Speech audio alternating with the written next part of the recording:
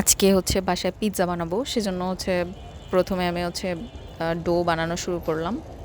তন্ময় আর আমি মিলেই হচ্ছে ডোটা বানিয়েছি। ডোটা হচ্ছে প্রথমে এত পারফেক্ট হয়নি, পরে হচ্ছে আম্মু আমাদেরকে সাহায্য করেছে। তো আমরা এর মধ্যে হচ্ছে ক্যাপসিকাম আমি কেটে নিলাম, আর আমার ননদ হচ্ছে চিকেন রেডি করে নিল, চিকেন ভাজা। তো ডোটা হচ্ছে আমরা ইস্ট দিয়ে মেখে রেখে দিয়েছিলাম যাতে ফুলে। তো ফাইনালি হচ্ছে এটা হয়ে গেল। তারপর আমরা ডোটা হচ্ছে গোল করছিলাম।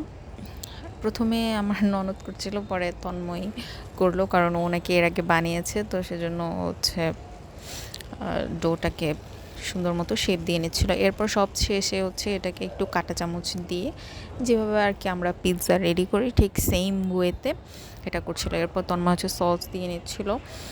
সসটা একটু বেশি হয়ে গেছিলো, যাক মজা ছিল। প্রথমবার ও হচ্ছে একবার চিজ দিছে, এরপর আমরা হচ্ছে ক্যাপসিকামগুলো সাজিয়ে দিচ্ছিলাম, আর আমার ননদ হচ্ছে চিকেন দিচ্ছিল।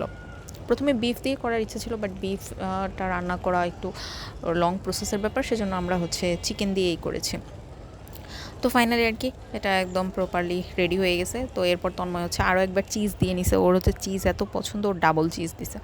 তারপরে এর উপরে হচ্ছে অরিগানো ছিটিয়ে দিয়েছে। এরপর হচ্ছে আমরা ওভেন প্রিপেয়ার করলাম, দেন হচ্ছে ওভেনে ঢুকিয়ে দিলাম। 14-15 মিনিটের মতো দিলাম আমরা, যাতে পিৎজাটা একদম পারফেক্টলি হয়। আলহামদুলিল্লাহ পিৎজাটা অনেক ভালো হয়েছিল।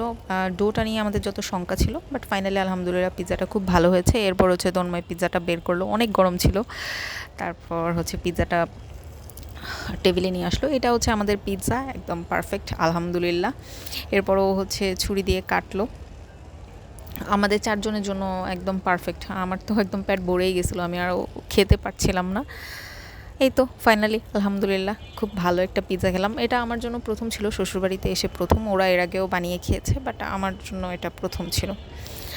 পিৎজার পিসও অনেক বড় ছিল, রেস্টুরেন্টে গেলে অনেক প্রাইস নিত। বাসায় খেলাম আলহামদুলিল্লাহ।